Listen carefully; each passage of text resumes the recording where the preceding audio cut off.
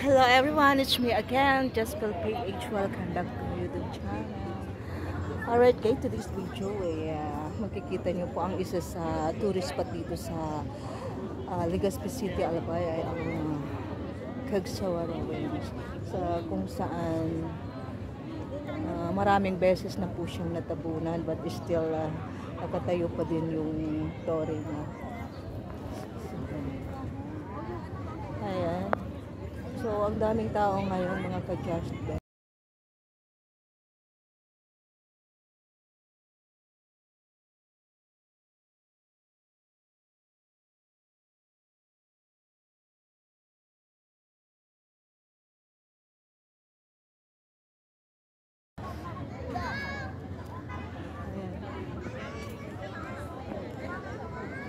Ayan guys, sobrang napakalaki po nitong church na to nung mga panahon daw. Ito daw po ang pinakamalaking church dito sa Albay.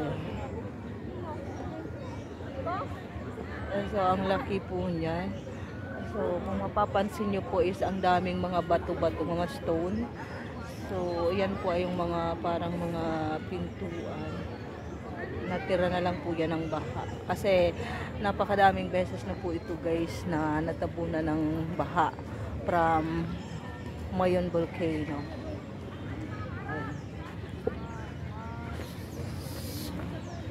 Ayan po mga ka-just.